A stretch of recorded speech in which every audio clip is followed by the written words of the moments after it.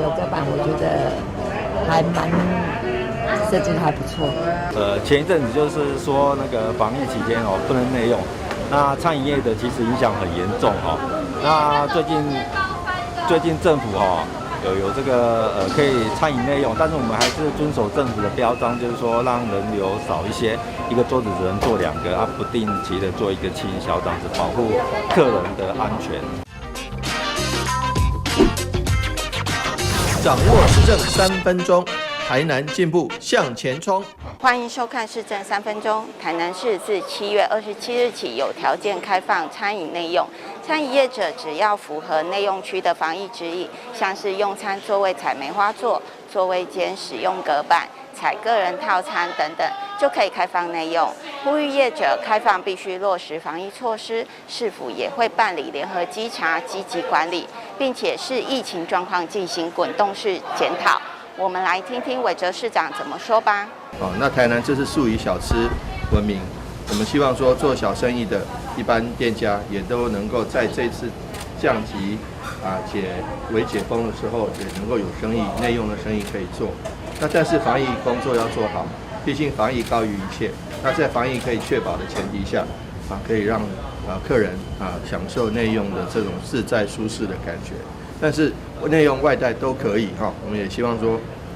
借着这个标章，一方面让大家可以安心的内用，但是贴了这个标章就更有这维护顾客安心防疫用餐的这个规定所以说贴了这个标章不能够违反如果说违反防疫的规定被查获，我们也当然会有相关的一些处理的原则接下来请收看中嘉新闻。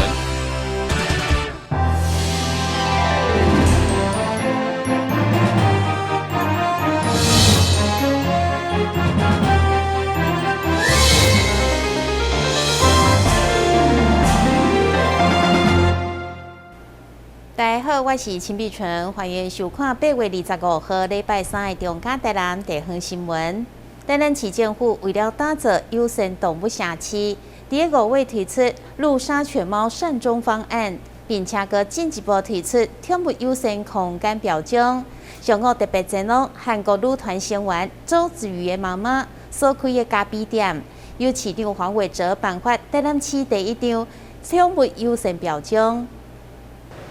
最近几冬，宠物伫家庭内底角色愈来愈重要。台南市长特别伫25岁透早，来到周子瑜妈妈的首席咖啡厅，来颁发台南市第1张的宠物友善空间的标章，并亲自挂牌。子瑜的妈妈表示，子瑜对毛小孩嘛是非常的有爱心。市府嘛希望透过子瑜的高人气，会引互更较侪店家做伙投入宠物友善空间的行列。那呢，我自己本身呢也有养宠物，我也很希望说呢，所有的空间真的方便呢，宠物可以自由进出的。这个对于我来讲，我也觉得所有养宠物的人都很希望能够有这样子的一个友善空间。那我也相信在台南市政府市长的推动之下，还有我们台南市政府呢这样子的推广呢，结合了车队，结合了多家餐厅，一定呢可以让我们的台南市成为一个人与动物友善共生的一个快乐城市。除了首席咖啡厅以外，今仔日包含第1大车队台南蜗苣宠物亲子民宿，顶拢总56个店家嘛提出挂牌申请。透过愈来愈侪店家的申请，渐渐会让台南成为一个宠物友善社区，让真侪有饲宠物的民众唔免阁烦恼带因的无所在通去。走私猫被人道处理的方式，我们自己心里很难过。与其说是某一个官员或是某一个这个海巡人员的事情，不是，因为这是一个制度制度杀猫或者是制度杀宠物，坦白讲，应该从制度的修正开始做。但是我们希望打造台南市成为一个有宠物友善的城市，需要大家一起的努力，光是靠公务人员是没有办法的。所以希望说广为传播对于宠物友善以及爱护动物的一个概念，不管是从学校的教育，从社会教育从社团开始，我们都愿意做。对咧镜头来到咖啡厅的内底，会用看到室内的环境真舒适，搭配着丰富的餐点，非常适合互民众带咧毛小孩做回来。台南新闻和超帮刘品言采访报道。台南市社会局伫个37区成立了38个二手辅具资源站，上午正式成立启用，提供有需求的民众，包括助行器、轮椅等等，拢会当免费借用。另外，针对108天以来第一届嘉陵，市长也呼吁民众继续遵守防疫规范，互台湾的疫情警戒会当早一日降级。台南市社会局伫金华社区的活动中心举办二手辅具资源站的授旗典礼，市府希望透过设资源站的方式，鼓励民众会用甲使用袂着的辅具交等于回收中心做消毒，并分配去各资源站，互有需要的民众会当做使用。透过安内良性循环，嘛会当避免浪费。环保局的协助，还有我们的辅具资源中心的这种回收呢，再整理一下，重新再把它赋予新的生命，再让它再次的去使用。这样子的话，在不管是政府资源，或者在一些弱势者他需要的时候，可以得到更多的协助。尤其我们这个辅具如果收回来之后，我们可以酌量的去发到我们的关怀据点，还有我们的社区，还有我们的资源站，都可以佐以分放在那边。当有些社区的人临时需要或者紧急需要的时候，不需要再去买，而且是短期需要的话，也可以透过这个辅具借用，那增加我们这个辅具的一个被使用的这种情况，也可以增加社区居民的一些便利性。另外，转来到最近疫情的焦点，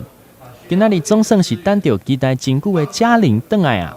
市长表示，经过108天的等待，互台湾阁破掉本土嘉陵的这天。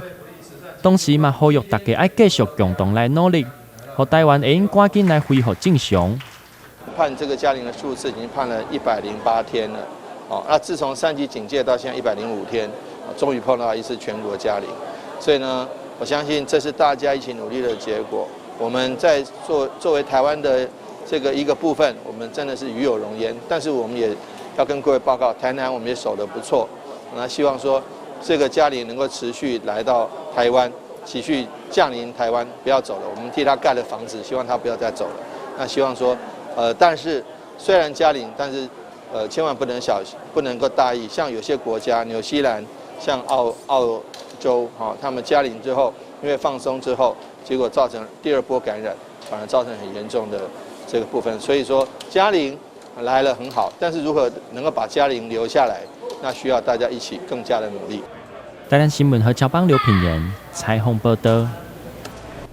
台南市政府伫个去年重新拍开中长20档的日本市场，将优质的台南文旦行销到日本，受到当地消费者的肯定。市长黄伟哲希望今年会当延续去年的好成绩，所以宣布要送文旦予日本政要甲学校的师生，由立监市驻台办事处的处长代表受证。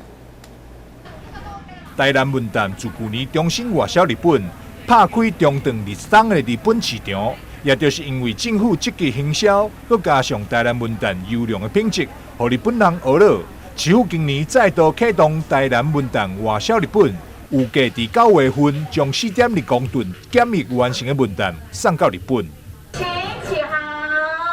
来看到我们的台领导文旦号旗袍，哇，恭祝学妹来掌声鼓励一下好不好？掌声鼓励，谢谢。台南文旦外销到日本已经中断了20年，去年在农委会农粮署胡忠一署长的努力下牵线完成。那今年更续这个去年的佳绩，尤其大家知道，日本人是很挑剔的。如果第一次可能为了交情跟你买，那如果不好吃的话，他第二年不会跟你买。那今年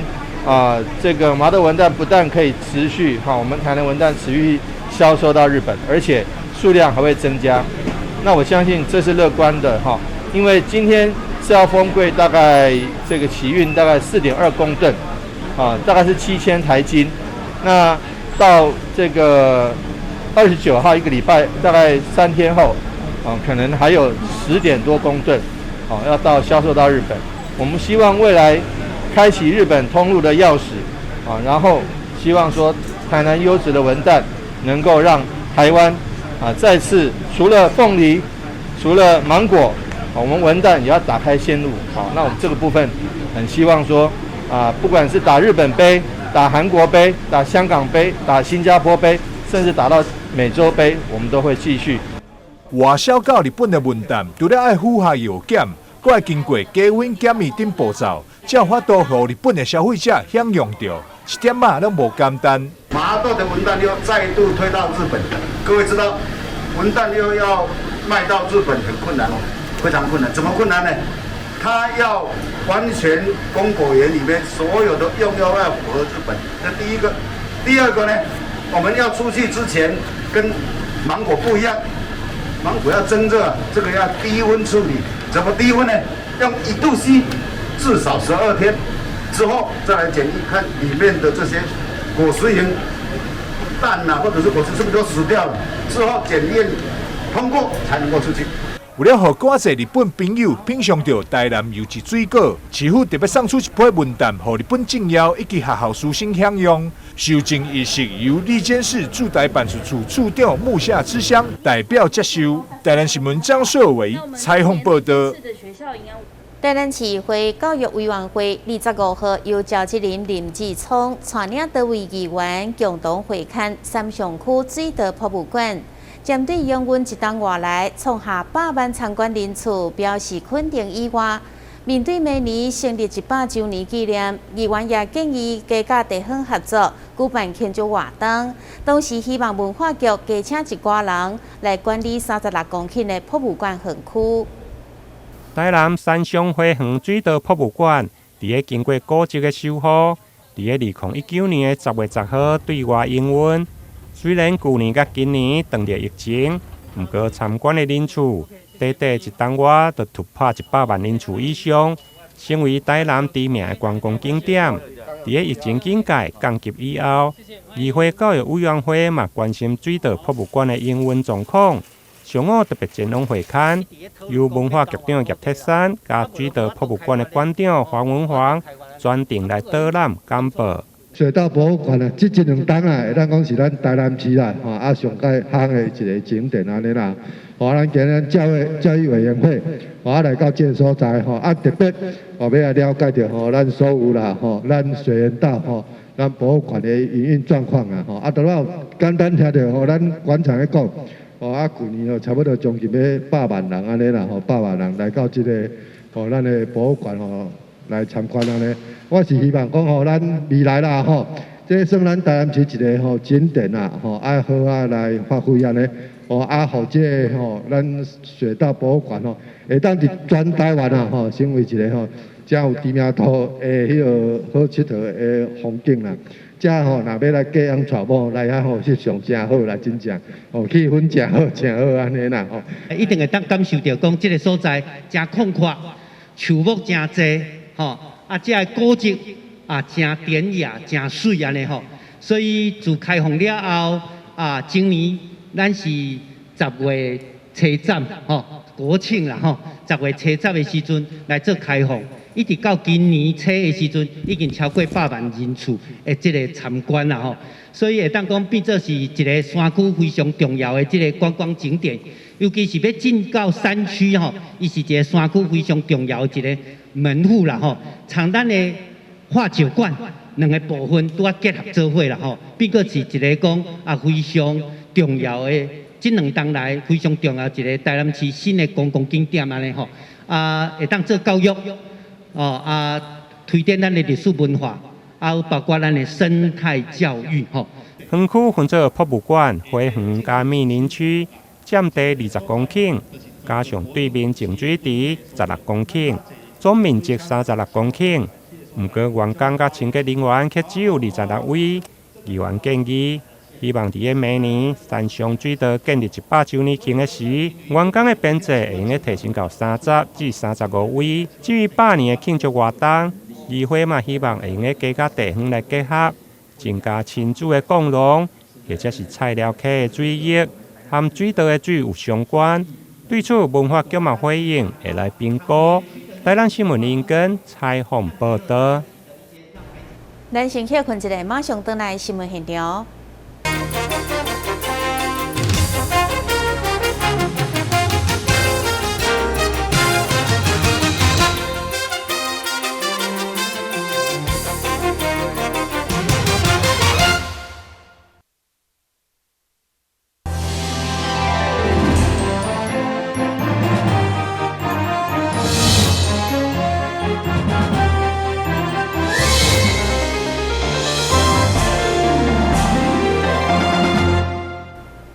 因为疫情影响，民众关护社福团体捐款减少真多。创世基金会台南分院甲麻豆果农合作，用义卖来自救，推出1200盒的公益文旦月饼礼盒。不过到目前为止只卖出3成左右，所以到网红知影以后，特别前往协助义卖。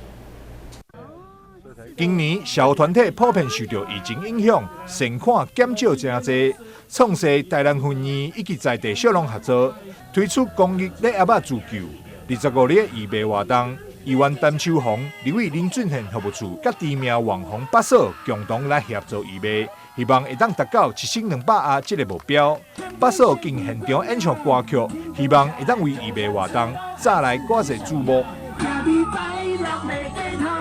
卖小手行透透，保证3年3年嘛是同款算袂了。大大有花大有花，你敢会晓跳？你敢会晓跳？大大有花大有花，跟我做伙念，跟我做伙念，说大大有花大有花。其实也是想要抛砖引玉啦，希望我小小力量可以帮助愈来愈侪人安尼啦。所以我拄仔就直接认购哦，半斤到1斤安尼。哦，来买落来啊，送我们厝的人，送我亲朋好友安尼，啊，希望大家人哦也可以就是多多的去支持哦，我们在地台南麻豆的这个文旦。南地市麻豆气球园文旦果园，更是连续7档关注礼盒义卖，爱心十足。今年是第7档做公益活动，吼啊，第7档其实嘛是不简单，嘛是。那个基金会伊互咱机会啦，好，那么呼吁迄个社会大众会当伫疫情的当中，因嘛大家拢足困难的，好会当加做一寡迄个好代志，买油啊，会当帮助植物人安尼啦。这一次我们的义卖呢，我们的小农准备了1200盒，那目前只达到3成，希望大家能够继续的支持和帮忙这些生长团体。创世基金会台南分院总共照顾60位事务人，护理师运用护理专业，无分利益守护。但因为疫情，捐款经费大受影响，所以特别恳请各界邻座老长文旦礼盒，用行动支持事务人的中年照顾。台南新闻张硕维采访报道。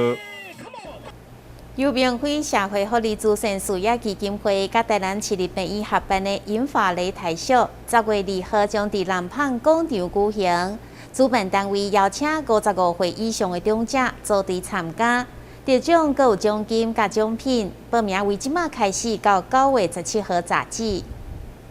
每年拢伫个重阳节进前举办的银发擂台秀，今年进入第5档。活动将伫个10月2号伫个南胖购物中心的广场来举办。主办单位免费社会福利慈善事业基金会甲台南市立病院。邀请55岁以上的长者组队报名。很多社区都有在做一些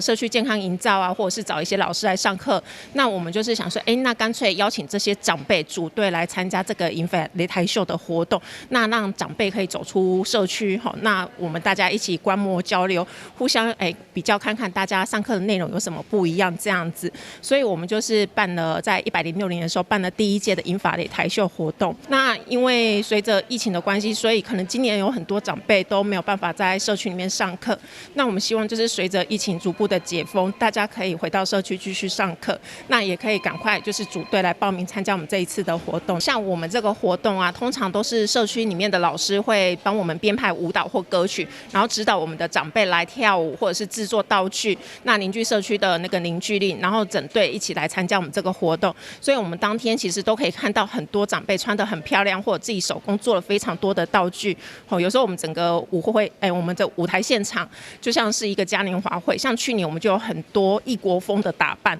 主办单位表示，为了让更多民众了解长者伫个社区透过长期较好的资源甲课程，会用个健康老化，因此提供艺艺会友的舞台，鼓励长者参与社区的活动。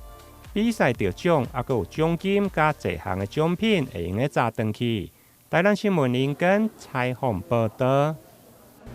日前有民众伫注疫苗以后出现血栓并血小板低下症候群，虽然阁无法度证实甲疫苗有直接的关系，不过基于医学中心特别提醒大家，平常时有使用抗凝血剂的民众，一定要主动甲医生讲，才会当降低副作用。日前有案例传出，伫咧注完疫苗了后有出现血角的状况。基于医学中心透过这个机会来甲大家提醒，如果有咧定期使用抗凝血药物的民众，到病院看医生的时阵，请一定要主动来甲医师表示，因为如果平常时有咧使用，血咧坚冻的时间可能会较长。反之，若长期有咧服用的民众，若家己停药的话，就可能会造成血角的风险。透过主动告知来，互医师得到完整的资讯，互医师做出上正确的判断。口服抗凝血剂在使用这些药物的病人本身的出血风险就比一般病人来得大。如果停药天数的异常，举例来说，如果在术前停药天数过久，会使病人暴露在栓塞风险之下，比如说病人有可能中风的风险会增加。那如果停药天数过短，会使得病人在术中出血风险会增加，也有可能危及病人的生命。因此，好好的配合医疗团队来正确的停用药物，是一个非常重要的健康议题。基于医学中心为着要互患者来看医生的时阵，更较侪保障。伫咧110年4月9号，针对有咧食抗凝血药物的患者，透过系统来做记录，登记伫系统上会当透过医师甲药师的团队来做伙注意。如果有要手术的患者，加一站的把关，同时会当互医师更较掌握手术的前后，什么时阵爱食药啊，还是停药啊的评估。台南新闻林跟刘品言采访报道。新闻最后赶快来关心气象。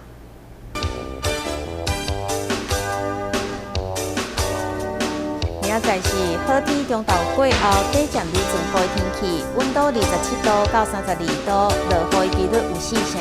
海面平均风力4级到5级，上高阵风是6级。